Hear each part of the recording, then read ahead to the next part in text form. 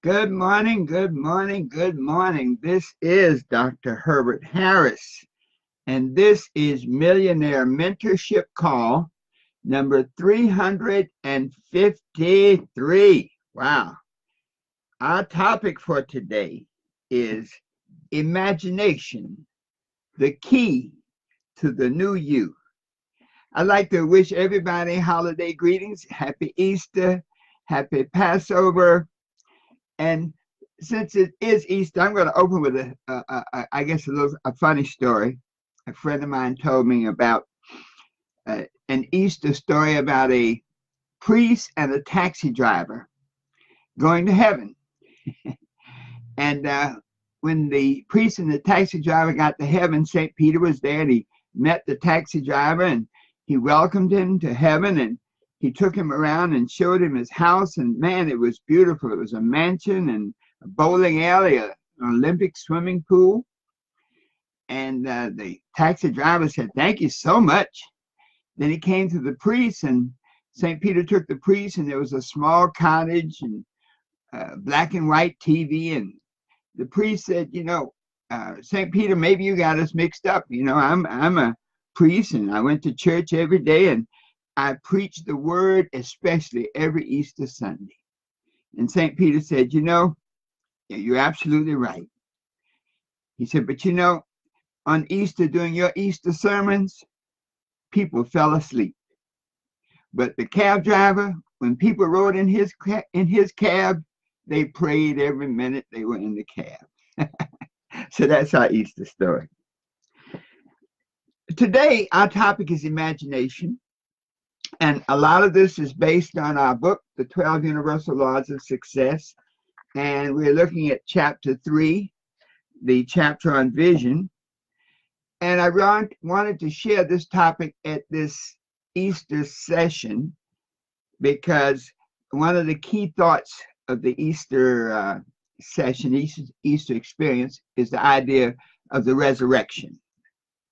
And so we want to look at imagination in terms of resurrection. I'd like to open with a quote, and the quote says, "The resurrection gives my life meaning, direction, and opportunity to start over, no matter what my circumstances may be. The resurrection gives my life meaning, direction, and the opportunity to start over, no matter what my circumstances may be." And I wanted to start with that quote because the term resurrection means rising from, really a twofold meaning, rising from the dead and restoration to life.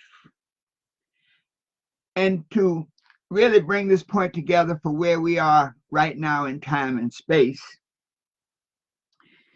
many of us are at a point where we're not exactly where we want to be, where we are not doing what we want to do, where we don't have the things we want to have. And so the thought is, what do I have to do to be who I want to be, to do what I want to do, and to have what I want to have?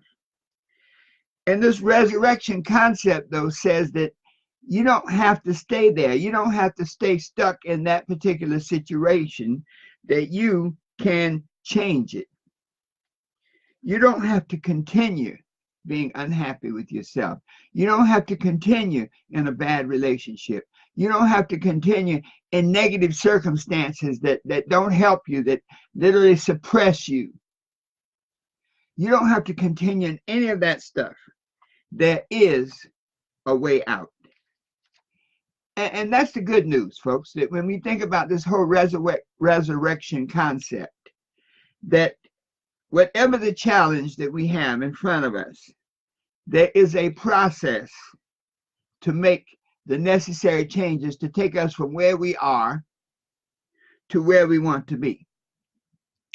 And the key to this resurrection experience lies in the second law of success, which says, be not conformed to this world, that whatever your present situation, you don't have to stay stuck in it. Now, let me tell you something. There are a lot of people, a lot of us who are extremely happy with where we are right now, that things are going great, everything is going according to plan, and whoopee. And for those of us who life is going perfectly for, give thanks. Give thanks, but continue to grow. There's always going to be a challenge. If you're not facing any challenges in your life, you're probably not attempting to do anything great.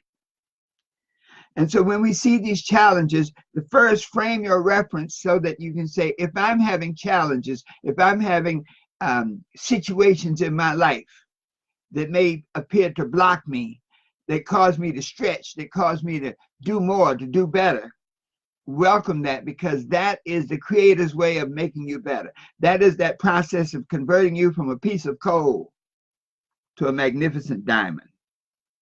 So this second law of success, that we don't have to stay stuck in our situation, says that we can terminate the things that we don't want in our life, kill them, and we can recreate ourselves in the image of the things we do want, in the image of the things we want to have.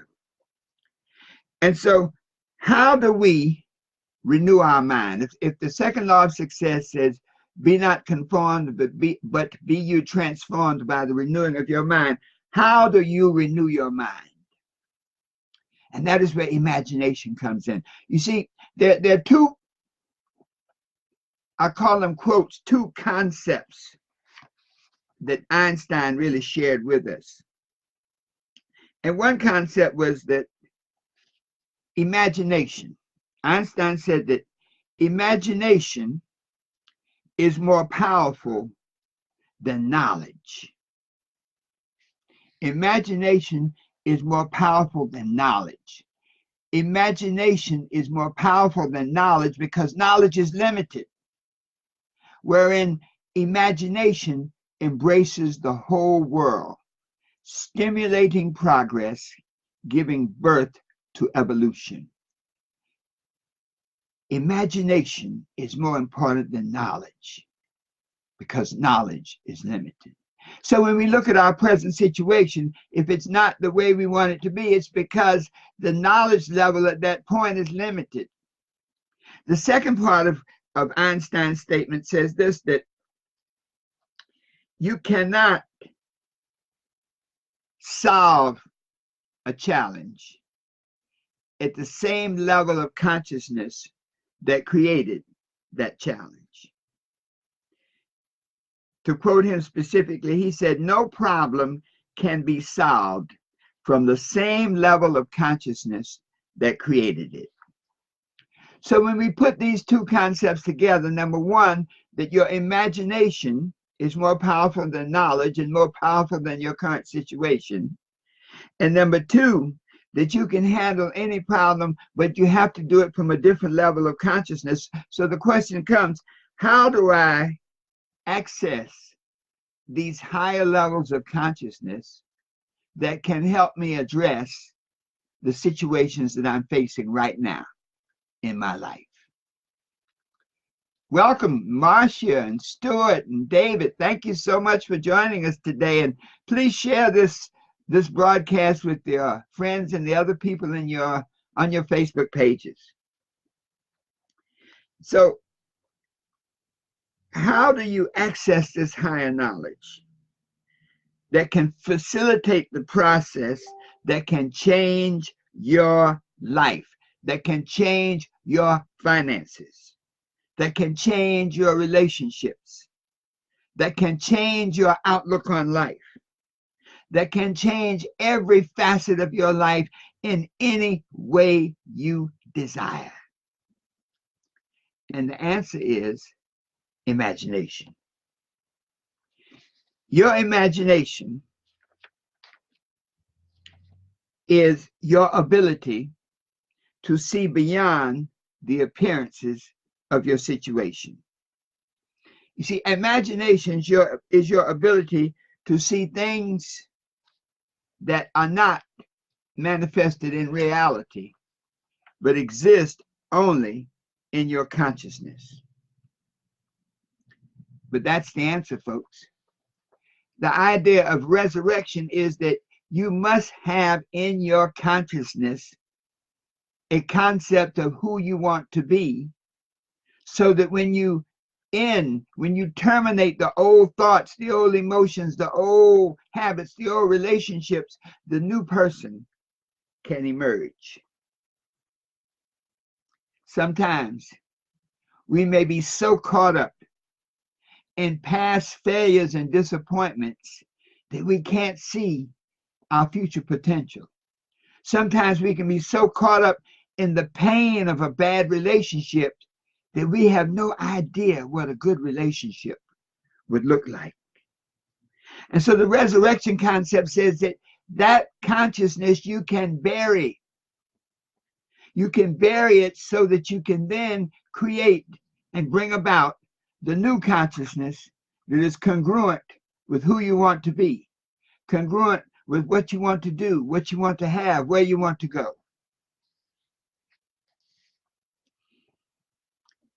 So how do we do that? How do we scrap the old and do something new? The first key is this: the resurrected master knew who he was. And so in your personal resurrection process, you must know who you are. In other words, you can no longer define yourself based on the circumstances that you find yourself existing in.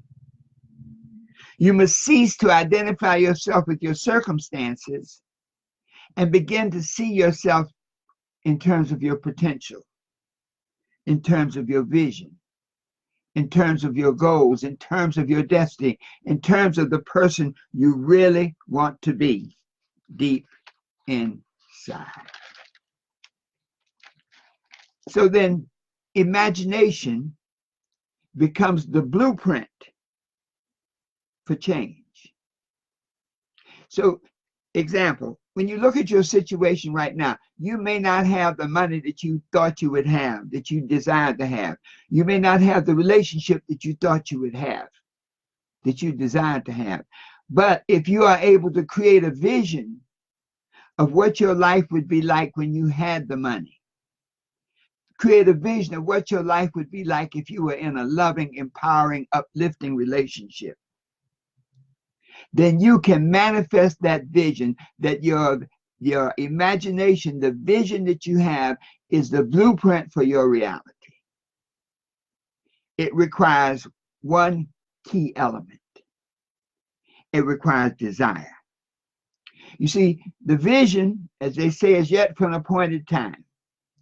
How do you make that appointed time manifest in your life experience? It is through desire, the emotional energy that can bring about the change that creates the new you.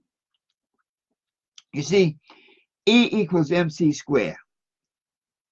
Einstein's formula, relativity.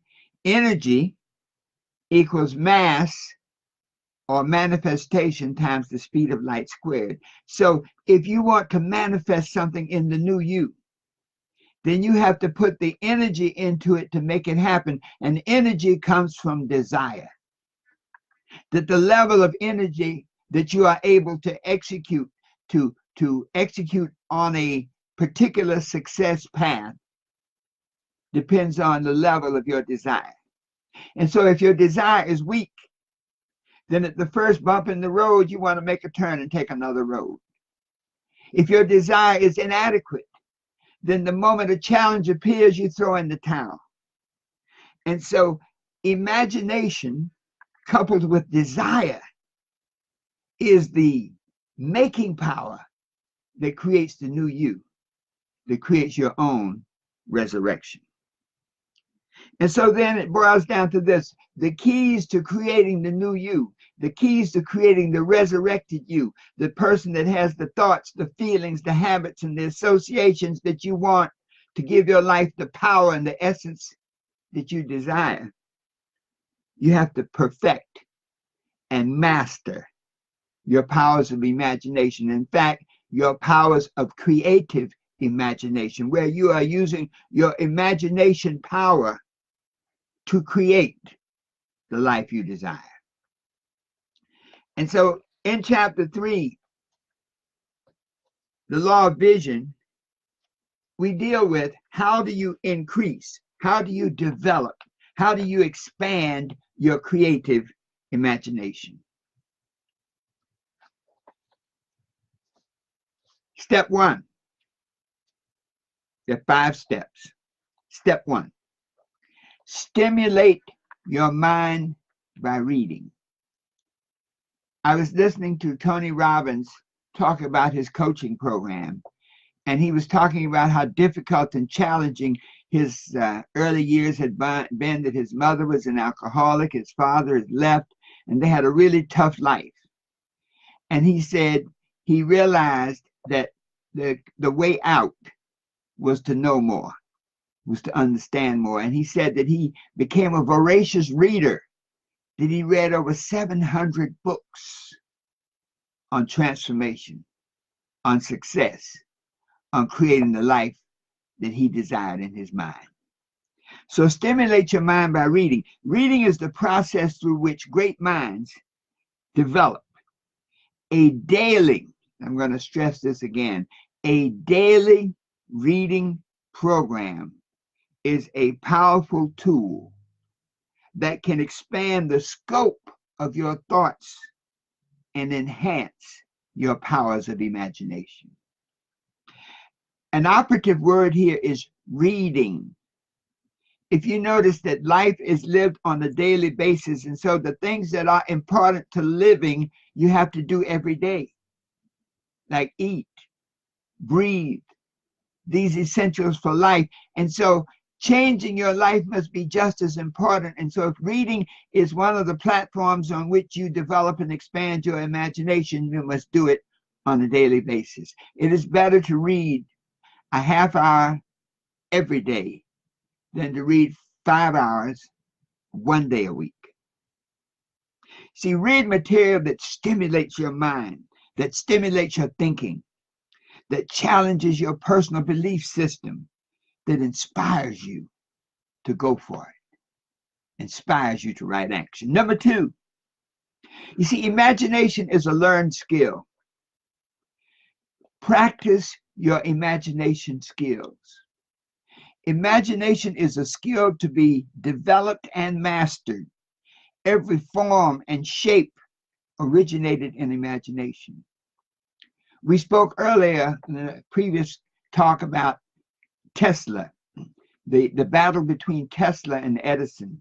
Edison was a great inventor, and Tesla was a great inventor. One of the things that Tesla said about Edison, Tesla said that Edison operated by trial and error.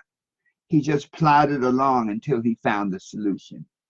Tesla said he operated by creating the solution in his mind first, and then all he had to do was to manifest that solution in reality. So he literally created the blueprint for each invention before picking up one saw, one screwdriver, one pen, one anything. And so when you practice your imagination, it is through your imagination that the formless takes form. To most effectively develop your imagination skills, use the techniques of relaxation and meditation.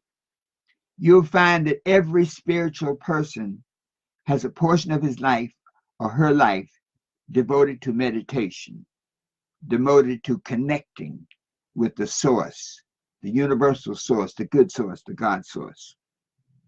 So on a daily basis, practice meditation. There are a number of books on it. There are a number of videos online that you can listen to so that you can take yourself to that alpha state. Find a place in your house, in your environment, to sit quietly and relax. And practice visualizing familiar things first. Visualize your house, your car, some of your possessions.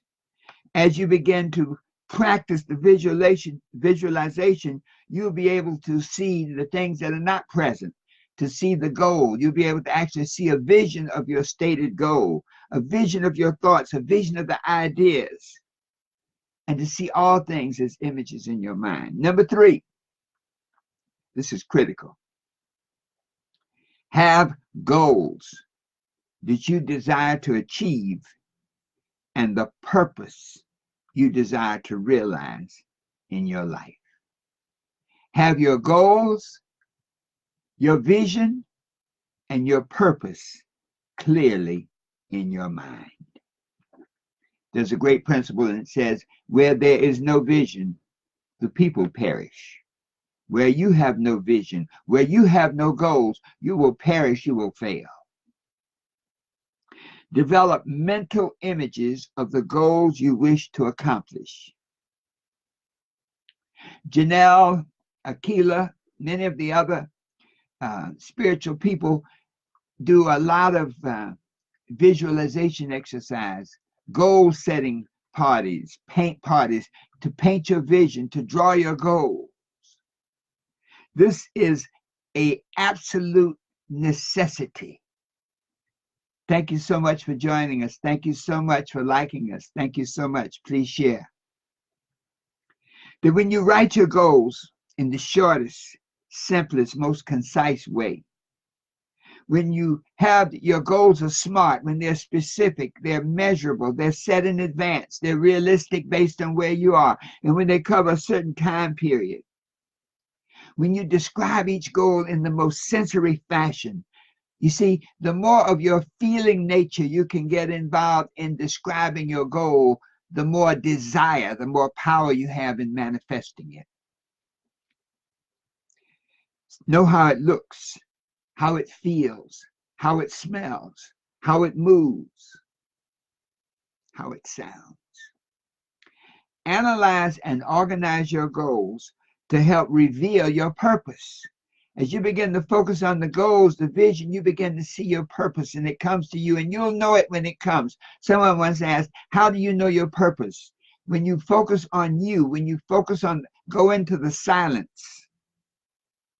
David speaks a lot in our broadcast, A Spoonful of Truth, of going into the silence. There is a necessity for you to close out the outer world to access the inner world. And that in itself is a type of resurrection.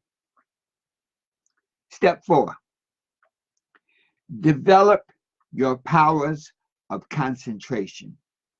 You see, the third law of success is the law of vision, that you must have a vision. But the sixth law of success is the law of focus.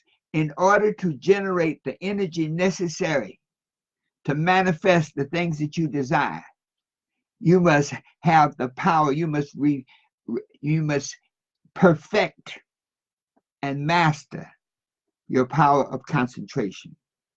See, concentration, again, is a learned skill. Our company is called the Life Skill Institute because living is a skill. Each and every aspect, each and every tool that you need to create the life that you want can be practiced, can be learned, practiced, and mastered. Concentration is the process of focusing your attention on a particular thought. Your powers of concentration come about from your willpower, from your self-discipline. So as you develop your powers of concentration, you strengthen your willpower and you develop the need for self-discipline, because you cannot focus and use your concentration without the self-discipline to close out the things that are not congruent with that which you're focusing on. Develop your powers of concentration by focusing your attention, your actions, and your feelings on your goals. Feeling internally exactly how your life would feel when you achieve and attain them. Step 5, always control your moods and emotions. See, moods and emotions are the vehicles by which the saboteur, the negative part that exists in all of us, it is through moods and emotions that the saboteur can undermine our lives, can undermine our efforts through distractions, through discouragement, through distrust, through doubt, through indecision, through procrastination. The saboteur is neutralized by action, by taking possession of your mind in such strength or degree that your emotions, your instincts, and your body are under your control. Remember, what you recognize, the thoughts that you permit to come into your mind, into your consciousness, you energize. You give it your God-given power to manifest. But what you energize, you realize. So energize only those things that you desire to have, that you desire to experience. And so, to capsulize all that we've shared today, we want to use your imagination to create new thoughts. Thoughts that are congruent with the vision you have of yourself. Thoughts of the things you want to be, do, and to have. Thoughts of the relationships. Thoughts of the accomplishments. Thoughts of the impact you'll have on the world. Number 2, create new emotions. Emotions of love. Emotions of respect. Emotions of compassion. You see, many times our emotions can be undermining our efforts because many of our emotions were developed on the watch of other people when we were children. If our parents were encouraging and uplifting, those emotions may be powerful and positive. But if our parents or our authority figures were not, those emotions may be fear, maybe distrust, maybe hatred. So create new emotions that are congruent with the vision you have of yourself through your imagination. Create new habits. You see, in the beginning, we create our habits, but in the final analysis, our habits create us. So create new habits that are congruent with your goals, with your vision and your purpose. What would your life be like if all of your habits were in tune with your goals? If you were always on time, if you were always well prepared, if you were always loving, friendly, what would your life be like if your habits were congruent with your goals? That is the resurrection, to create new habits for the new you. And then finally, create relationships that empower you. Recognize that all of the relationships in the past don't impact your future. That you can't let past hurts undermine your possibility for future love. And so create new relationships, recognizing that people will disappoint you. People can only be who they are, and when they show you who they are, believe them. But create relationships that make you feel good spiritually, mentally, in every regard. Create relationships that make you feel good about yourself, that confirm the goodness in you. Create relationships that encourage you to strive, to go for it, and to do great things. So, my friends, today is the day to change your life. Today is your resurrection. Today is your opportunity to do what you want to do, to be what you want to be, and to have whatever you want to have. By strengthening your imagination through reading, by practicing your imagination skills so that you become excellent at it, by having your goals set clearly defined, your visions clearly defined, by developing your powers of concentration so that no distractions, no interruptions can keep you from achieving your greatness. Control your emotions and your moods so that no one and no thing can sidetrack you from your goals. Because when you do these things, then you can bury the old you. You can close the door on the situation and circumstances that you experience right now. And you can open the door to the new thoughts, to the new emotions, to the new habits, to the new relationships that can help you be what you want to be, do what you want to do, and have whatever you want to have. Always knowing that the best is yet to come. Thank you, my friends.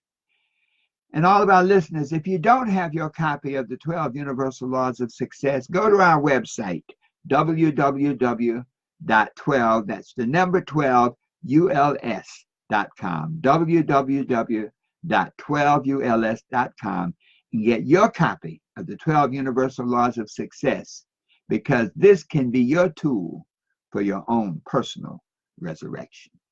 And so it is. Have a great, magnificent day, and see you next week, same time, same station.